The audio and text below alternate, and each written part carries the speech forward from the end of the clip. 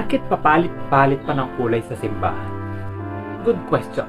Marami kasing ibig sabihin ang bawat kulay sa buhay natin. Kung makikipag-birthday ka, o kaya birthday mo, red ang susuotin mo. Kapag namatayan ka naman, o single ka, black ang susuotin mo. Pero pag pink, totoong lalaki ka daw. Pero sa Catholic Church, ito ang mga iba't ibang kulay na makikita natin.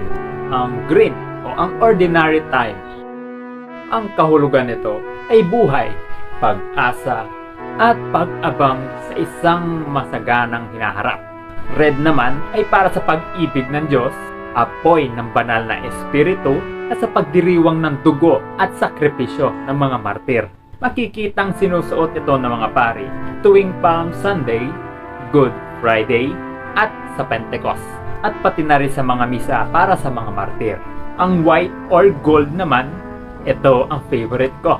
Ito ang sinisimbolo ng kabanalan, ilaw, kagalakan, at kalwalhatian sa Diyos. Amen. Ang kulay na to ay tanda ng kapanganakan ni Jesus at ang muli niyang pagkabuhay. Sinusuot ito ng pari tuwing Pasko at Easter.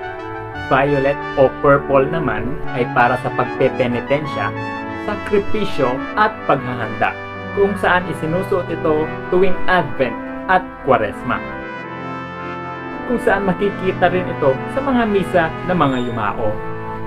Meron din palang blue para sa araw ng mahal na ina, na sinisimbolo naman ng kanyang kadalisayan, ang langit at ang pagiging reyna niya. At kulay rosas naman balang Gaudete Sunday, tuwing 3rd Sunday ng Adbyento, at Laetare Sunday naman tuwing 4th Sunday ng Kwaresma. Ang kulay rosas naman ay sinisimbolo ang pag-aabang sa isang malaking pagdiriwang. Ayan basta tandaan natin na makulay ang buhay at maraming kahulugan ang bawat kulay. Ikaw ba? Ano ang favorite color mo?